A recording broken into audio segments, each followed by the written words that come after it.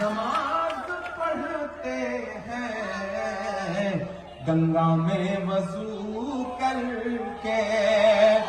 13 तारीख को अपने घरों से बाहर निकलिए, अपना एक एक वोट लालटेन के बटन के निशान के सामने दबाइए, डॉक्टर विश्वनाथ को असेंबली में पहुंचाइए।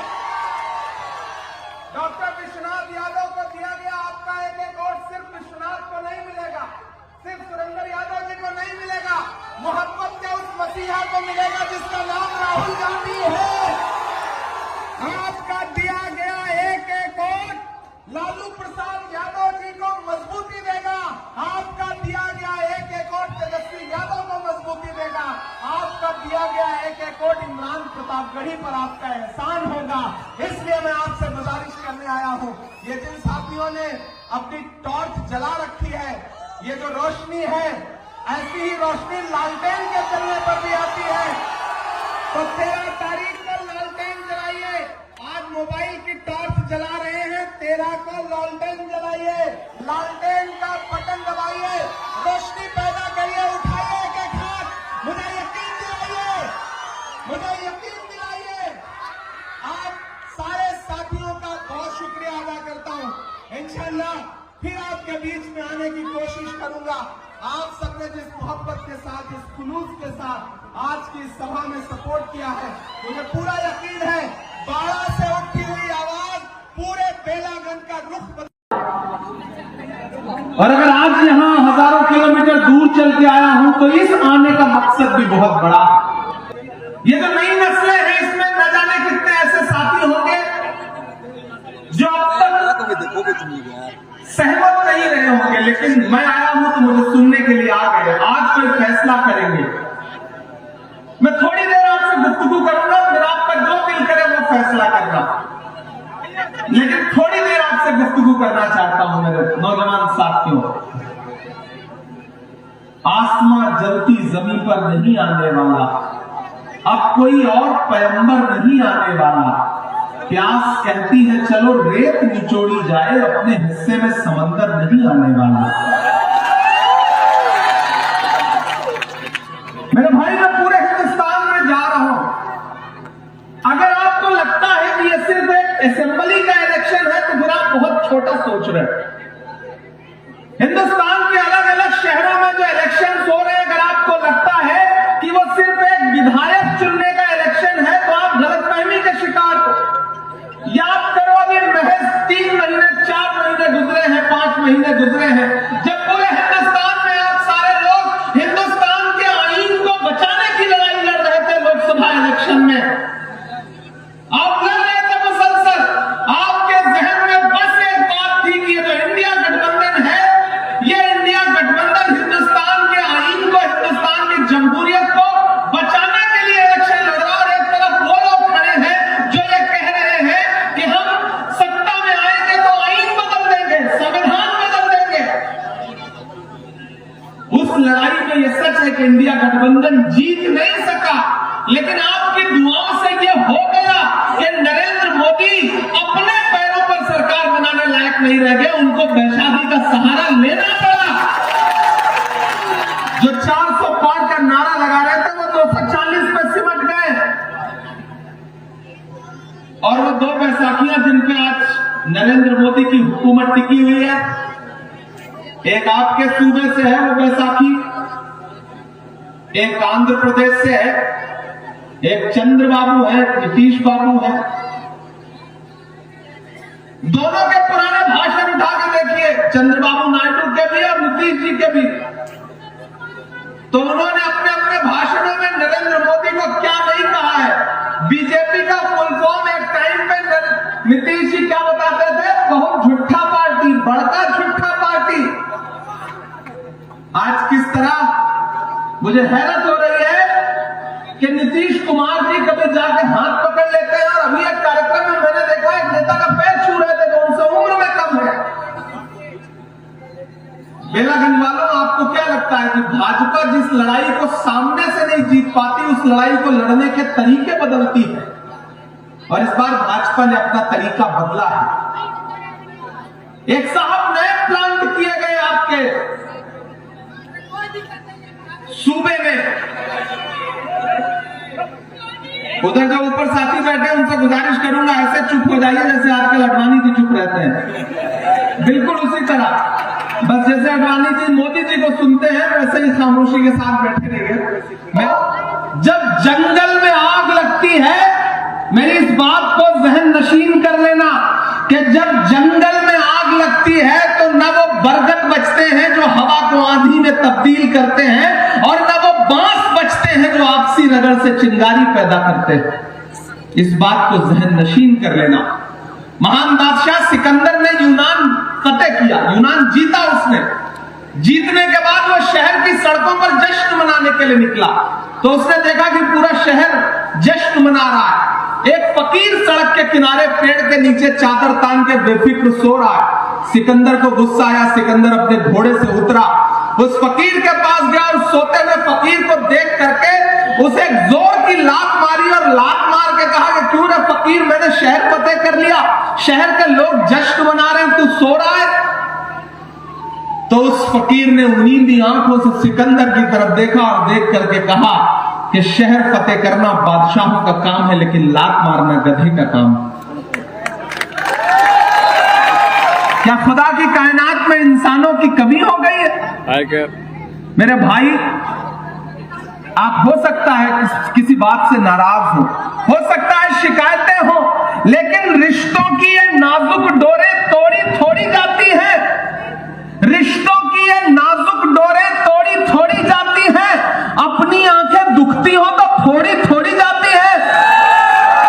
नाराजगी हो सकती है, गुस्सा भी हो सकते हैं, लेकिन इस चक्कर में क्या करेंगे? भाजपा को ताकत दे देंगे। अगर इमरान प्रतापगढ़ी से दिक्कत है तो मेरा गिरेबान पकड़ोगे, लेकिन यह थोड़ी है कि मेरे दुश्मन को ला करके अपने घर में बिठा लोगे। समझदारी तो यह नहीं कहती ना, होशियारी तो यह नहीं कहती ना, सियासी शऊर तो यह नहीं कहता ना। भाजपा जानती है कि सीधे लड़ाई में ये जो कोलेशन है इसको नहीं हराया जा सकता, तो फिर वो बांटने के खेल में आपको उलझाते हैं कि 5,000 वोट तुम काट लो, 7,000 वोट तुम काट लो। अच्छा, हम बोले वाले लोग हैं, हमें नए झंडे उठाने का बड़ा शौक है। हम बस्ता उठा लेते हैं, हमें पता ही नहीं चलता कि बस्ते में किताब और कलम नहीं रखी है, नफरत वाला पर्चा रखा है। नादान हो, इस दौर में क्या ढूंढ रहे हो तुम? जहर की शीशी में दवा ढूंढ रहे हो।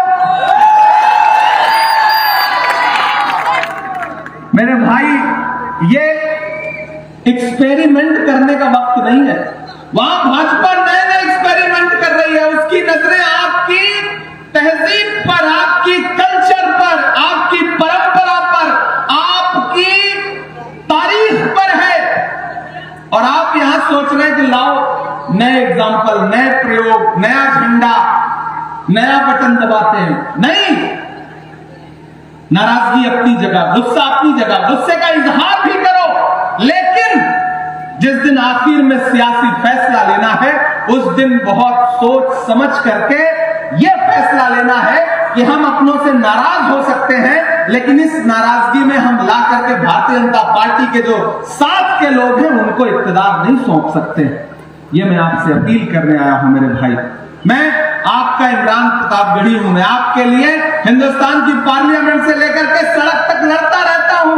हिंदुस्तान के अलग अलग शहरों में आपने देखा है कि जब जब आपको जरूरत पड़ी है, अल्लाह ने अगर मुझे शायरी की ताकत दी है तो मैंने उस ताकत का इस्तेमाल महबूबा के जुल्फ और आंचल पर अशार कहने के लिए नहीं किया है। मैंने उस शायरी के हुनर का इस्तेमाल नजीब की मां के आंसुओं पर नज्म लिखने के लिए किया है, पहलू खान की मां के आंसुओं पर नज्म लिखने के लिए किया है, मैंने मदरसों पर नज्म कही है, मैंने आपकी आवाज बन के हिंदुस्तान में बोला है।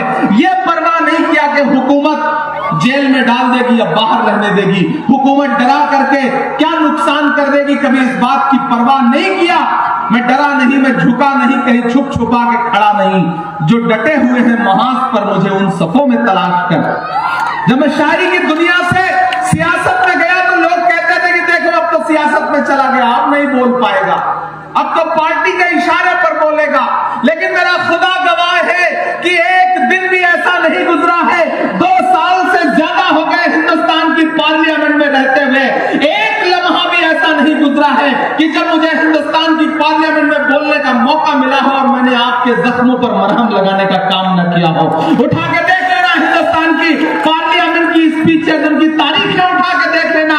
जब मुझे मौका मिला मैंने नजीब की मां के आंसुओं के लिए आवाज उठाई, मैंने अलीगढ़ मुस्लिम यूनिवर्सिटी के लिए आवाज उठाई, मैंने जेएनयू के लिए आवाज उठाई, मैंने जामिया के लिए आवाज उठाई, मैंने इलाहाबाद यूनिवर्सिटी के बच्चों के लिए आवाज उठाई, मैंने बहन बिल्किस के जो दोषी हैं उनको रिहा करने के खिलाफ आवाज उठाई। मैं मुसलसल बोल रहा हूं क्योंकि मैं जानता हूं, मैं इसलिए जिंदा हूं कि मैं बोल रहा हूं। दुनिया किसी गूंगे की कहानी नहीं लिखती। मैं मुसलसल बोल रहा हूं, मैं लड़ रहा हूं। और जब साजिशें की जाती हैं, एक ऐसा दौर है जब सब कुछ चुप कराने की साजिश चल रही हो। एक दिन पार्लियामेंट में एक साथ 146 एमपी सस्पेंड किए गए। जब सस्पेंड किए गए मैं भी सस्पेंड हुआ। मैं बाहर निकला तो मीडिया के लोग खड़े थे, उन्होंने कहा इमरान साहब सस्पेंड हो गए। मैंने कहा अगर सस्पेंड ना हुआ होता तो मुझे खुद पर शर्म आती। सस्पेंड हूं तब लगेगा कि मैं कुछ इनकलाबी काम कर रहा था, इसलिए मुझे सस्पेंड होकर के बाहर आना पड़ा। उन्होंने कहा आप शायर हैं, सस्पेंड होके आ रहे हैं, आप क्या बोलेंगे? वहीं खड़े खड़े एक नज्म हुई कि जख्म पर जख्म खा के निकले हैं।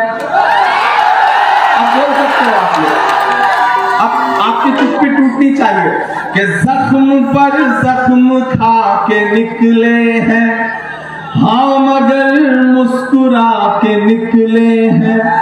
तैयार रहना अगली 2 लाइनों पर।